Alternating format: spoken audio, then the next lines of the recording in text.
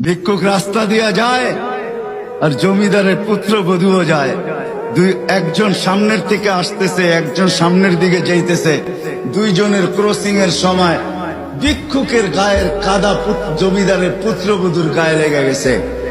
সে দুনিয়া আন্ধার করে ফেলছে, স্বামীকে ডাইকা নিয়ে আসছে, বলছে ভিক্ষুক আমার কাপড় নষ্ট করে দিছে। সে শুধু ভিক্ষুক ছিল না, বৃদ্ধ ছিল। বৃদ্ধ ছিল না শুধু, জীর্ণ ছিল, শীর্ণ ছিল। শরীরে কাপড় ছিল না, ফাটা চিরা কাপড় ছিল। পায়ে জুতা ছিল না, পেটে ভাত ছিল না। জমিদারের পুত্র সইতে পারে নাই, যৌবনী শক্তি সয় তো সয় কি কইরা। তার স্ত্রীর গায়ে ভিক্ষুকের কাদা, বস সমগ্র শক্তিকে হাতে জমা করা, একত্র করা বৃদ্ধের গালে বসায়। বৃদ্ধ কিচ্ছু বলে নাই, শুধু উপরের দিকে তাকায় দুই তিনটা শব্দ উচ্চারণ করছেন। শব্দগুলা হলো ইয়া মাল্লাহ তারা হলো ওয়ুন, ও আল্লাহ তোকে চোখে দেখা যায় না।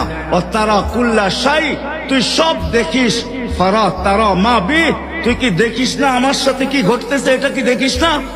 বলতে দেরি যুবক, মরতে দেরি হয় নাই। জমিদার চলে আসছে, প্রতিশোধ নিবে। বৃদ্ধের একদিকে মুস্কি হাসি, একদিকে বলতেছে প্রেমের খেলা এমনই হয়। জিজ্ঞাসা করছে কিসের প্রেমের খেলা রে? বলছে ওর প্রেমিকার গায়ে আমার কাদা লাগছে, পায়ের কাদা লাগছে, ও সইতে পারে নাই।